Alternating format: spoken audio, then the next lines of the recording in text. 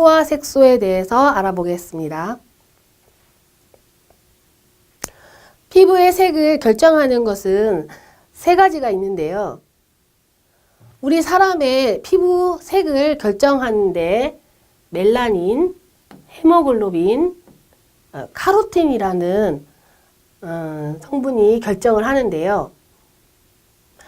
멜라닌은 아미노산으로부터 형성된 단백질성 유기색소입니다. 이 멜라닌 색소가 많이 형성이 되면 과색소 침착이 되는 것이죠. 그래서 기미 피부라든가 색소 침착 피부가 이 멜라닌 색소에 의해서 됩니다. 그 다음에 헤모글로빈은 혈액에 붉은색의 적혈구 속에 있는 색인데요. 피부의 붉은 톤을 보이게 하는 원인입니다. 그래서 적혈구 속에 존재를 하는데요. 산소를 세포에 전달해 주는 역할을 합니다. 마지막으로 카로틴인데요. 카로틴은 노란색, 황색을 만들어내는 색소이며 주로 황인종에 주로 나타납니다. 다음으로 색소 이상 증상에 대해서 알아보겠습니다. 색소 이상 증세. 색소가 과색소 침착. 그러니까 색소가 과다하게 침착이 되는 경우를 얘기하는 거죠. 그 경우를 기미라고 하는데요. 자, 이 기미는 멜라닌 세포를 자극해서 멜라닌 세포가 원인인데요. 이 멜라닌 색소가 탈락되지 않아서 피부에 머물러 있는 현상을 기미라고 합니다. 그 다음 주근깨, 갈색 반점이나 검버섯 등도 이 과색소 침착에 해당이 됩니다. 그 다음에 저색소 침착으로는요, 백피증, 백반증이 있는데요. 오히려 색소가 없어서 적은 색소, 다른 곳보다 색소가 없는 증상을 얘기하는데요. 멜라닌 소체를 만들어내지 못하는 겁니다. 그래서 색소 결핍 현상을 백피증이라고 합니다. 백반증은 멜라닌 세포가 파괴되어서 멜라닌 세포 자체가 파괴되어서 숫자가 감소되거나 소실됨으로써 하나의 병으로 이제 치부되는데요.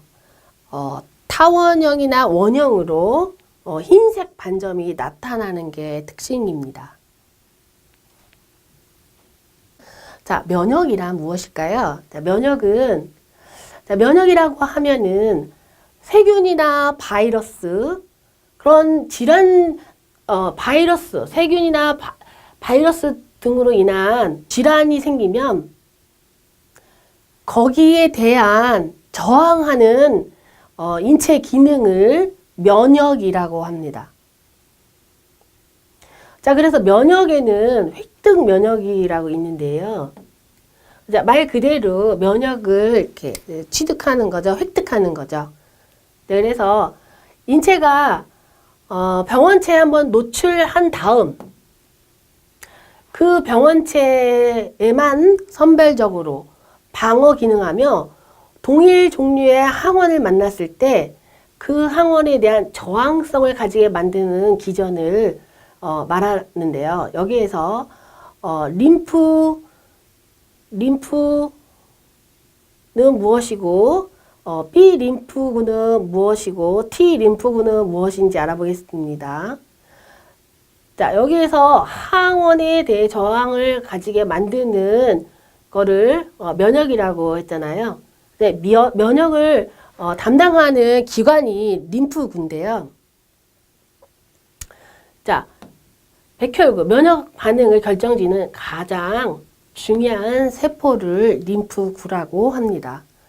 자, 그래서 우리 몸의 면역을 담당하는 림프구는 자, B 림프구와 T 림프구로 분류할 수 있는데요. 자, B 림프구는 체액성 면역이라고 해서 이 면역 글로불린이라는 단백질로 구성되어 있습니다. 그래서 체액성 면역이라고 하는데요. T 림프구는 혈액 내에 존재해요. 그래서 90% 이상을 차지하고 정상 피부 대부분에 존재합니다. 그래서 T 림프는 세포 독성 T 세포와 보조세포 T 세포가 있어서 직접적으로 바이러스를 죽이게 되는데요. 자, 보조 T 세포는 B 세포나 다른 대식 세포를 도와서 죽이게 됩니다. 그래서 우리 몸에는 이러한 방어 시스템이 있어서 어떠한 세균이나 바이러스에 대항할 수 있는 겁니다. 그래서 항원이라고 하면 항원의 뜻은 인체의 면역 체계에서 면역 반응을 일으키는 원인 물질을 항원이라고 하고요. 항체는 세포 침입에 대항하기 위해서 림프구에 의해 생성된 면역 글로불린이라는 단백질로 질병으로부터 몸을 보호하는 반면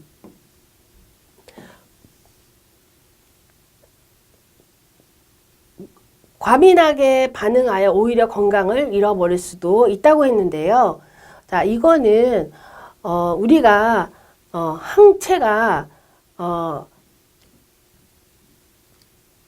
질병으로부터 몸을 보호하는 반면에 이게 과다하면은 정상세포까지 죽여서 오히려 건강을 잃어버린다고 합니다. 자, 피부 면역에서 항체를 형성하여 면역할 수 있는 면역 역할을 수행하는 림프구는 라고 했어요. 항체를 형성하는 림프구는 B 림프구입니다. 자, B 림프구는 체액성 면역세포라고 했잖아요. 그래서 B 림프구는 특정 항원에 반응하는 체액성 면역세포이고 T 림프구는 피부 장기 이식 시 거부 반응에 관여하는 면역세포입니다. 자, 그래서 T 림프구와 B 림프구의 특징을 물어보는 문제가 나올 수 있습니다. 자, 노화란 시간의 진행에 따라 발생하며 세월의 흐름에 따라서 이제 노화가 되는데요. 여러 가지 외적인 변화에 반응하는 능력이 떨어지는 현상으로서 사망에 이를 때까지 노화가 진행이 됩니다. 피부 노화의 종류를 살펴보겠습니다. 자, 피부 노화의 종류로는 외적 노화와 내인성 노화가 있는데요. 그 다음 광노화. 이 세 가지 원인에 의해서 노화가 되는데요. 자, 외적 노화로는 피부가 건조하고 주름도 지고 그 다음에 스트레스나 피부 늘어짐, 랑게한스 세포, 진피세포의 감소, 수분 저하 등등 외부적인 외적 요건을 말하는 거고요. 내인성 노화는 나이가 들어감에 따라서 자연적으로 발생하는 노화를 얘기하는데요. 자, 표피의 두께가 얇아지고 각질 형성 세포 크기가 커지고, 자, 멜라닌 세포도 감소하고, 진피의 두께나 혈관 분포도와 혈관은 반응이 감소합니다. 그래서 물론 탄력성이라든가 멜라닌 세포가 또 손실하겠죠.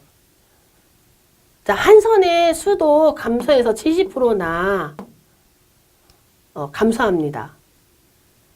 자, 피부의 흡수 감소로 상처 회복이 느리고 모든 기능이 떨어지죠. 피부 온도, 저항력, 감각 기능, 혈류량, 손발톱, 성장 속도가 저하되죠. 자, 이래서 이런 기타 등등이 노화의 증상이라고 볼 수 있습니다. 또 한 가지 노화의 원인은 광노화를 빼놓을 수 없는데요.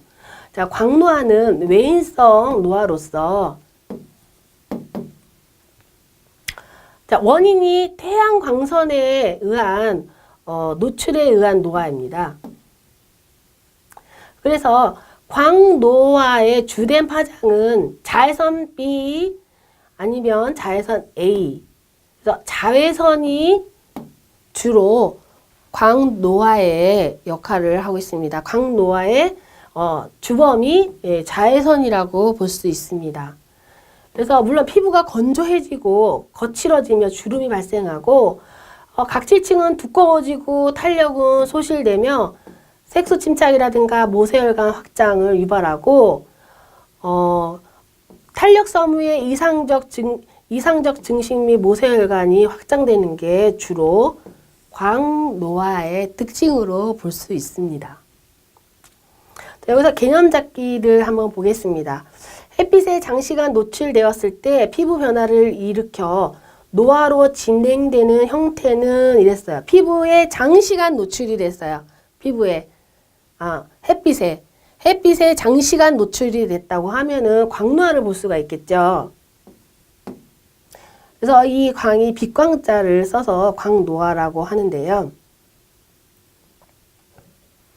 그래서 태양 광선의 자외선이 노화에 얼마나 큰 영향을 미치는지 알아봤습니다.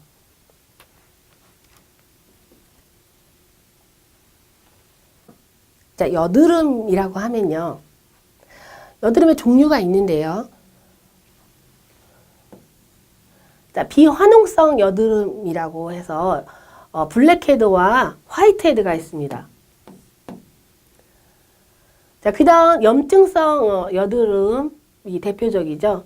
자, 그래서 여드름은 대표적으로 염증성 여드름, 염증성이 아닌 비환홍성 여드름, 크게 두 가지가 대표적이에요. 그래서 얘는 열린 여드름이라 그래서 자, 블랙헤드죠. 왜 열려 있을까요? 밖에 코 주위 T존 부위에 거뭇거뭇하게 박혀 있기 때문에 열린 여드름이라고 합니다. 자, 그 반대로 닫힌 여드름은 화이트헤드라고 그래서 모공 안에 모공 입구 모공 속에 갇혀 있는 피지를 얘기하는데요. 미세한 돌길 형성의 좁쌀 형태로 발생하는 게 화이트헤드입니다. 자, 그 다음 염증성 여드름을 보겠는데요. 염증성 여드름의 단계별로 4단계가 있는데요. 여드름의 단계는 첫 번째 구진. 자, 처음에 구진은 약간 선홍색의 염증 증상이 보이는 게 구진이에요. 그 다음에 만지면 단단하고 피부 위로 돌출되어 있어요. 그래서 자극을 주면 더 악화되는 게 특징이에요. 자, 그래서 구진이 조금 더 심해지면 이제 농포로 가죠. 농포는 염증이 약간 진행이 되는 시기로 약간 농이 발생하는 시기를 농포라고 해요. 그래서 이 농포가 계속 진행이 되면 결절 상태가 되는데요. 자, 결절은 좀 더 단단한 형태를 하고 있는 걸 결절이라고 해요. 자, 그래서 여기서부터는 이제 흉터가 발생이 되기 쉬운 상태로 갑니다. 그래서 결절이 좀 더 깊어지면 이제 낭종이 되는데요.